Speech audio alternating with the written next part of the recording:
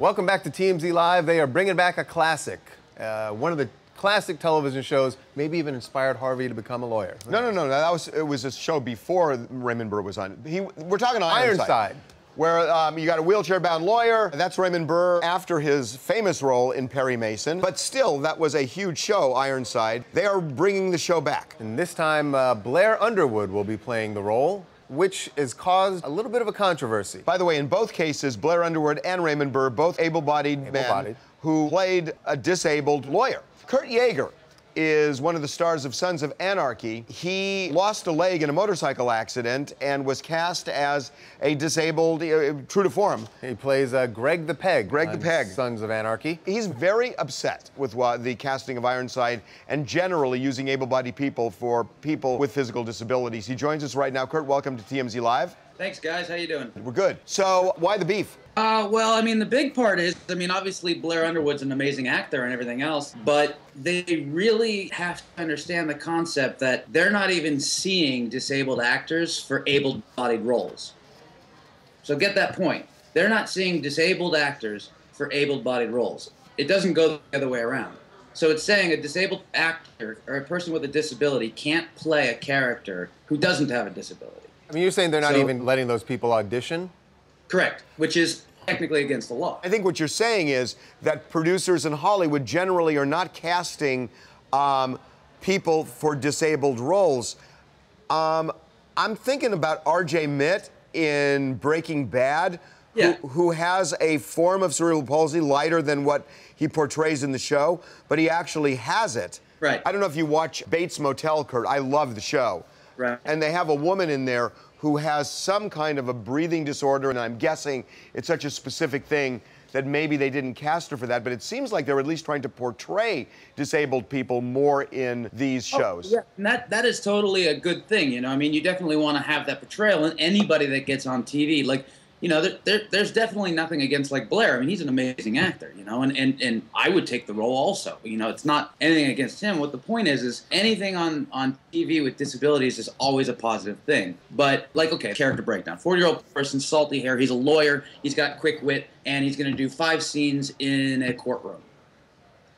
Okay. They won't see a person in a wheelchair who uses a wheelchair unless that's in the character description. They won't even see him. So he's not even allowed to apply for work unless that's a character description. When no one who uses a wheelchair considers that character, that's just a mode of transportation. Well, look, I mean, I'm sure that there are roles where they say we're envisioning somebody 6'2" and somebody 5'8" who wants the role. It could be a good actor, can't get in the door. Isn't it the same thing? No, because they'll bring in the 5'8" actor. Like, I'm lucky.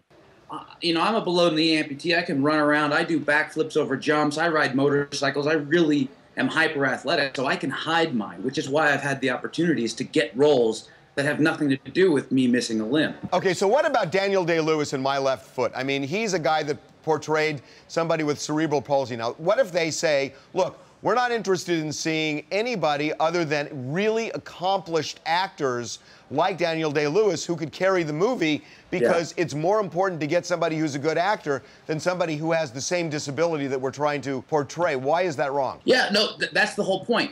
It's not wrong to have the best actor for the best role, right? That should be the primary thing because it's entertainment. You're supposed to be selling tickets. You're supposed to be making money and everything that goes into it. So you have to have someone that can carry the show, like Blair. I mean, he's going to carry the show, and he's great. He's a great actor.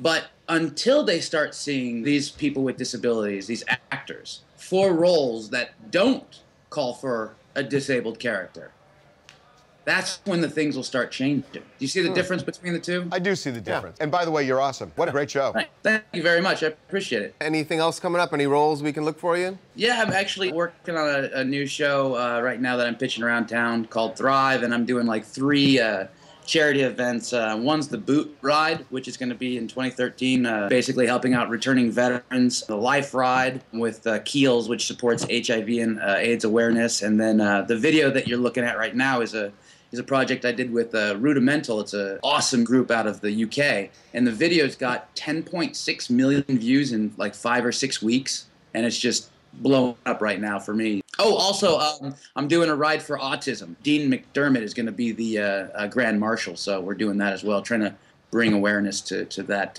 issue. Okay, you made us just feel bad about ourselves. Yeah. I mean, we did already, but now we feel worse. Hey, listen, thank you very much. Thanks for the time. Interesting. Thanks, guys, for covering the issue. I appreciate it. Okay, we're going to take a break. When we come back, we just got the security guard on the phone From Chief Keef. For Chief Keef. And he's going to talk to us about why he decided to call the cops instead of just tell the guys to put out the marijuana. So we'll have him on, talk about a lot of other stuff. You're watching TMZ Live. We're coming back.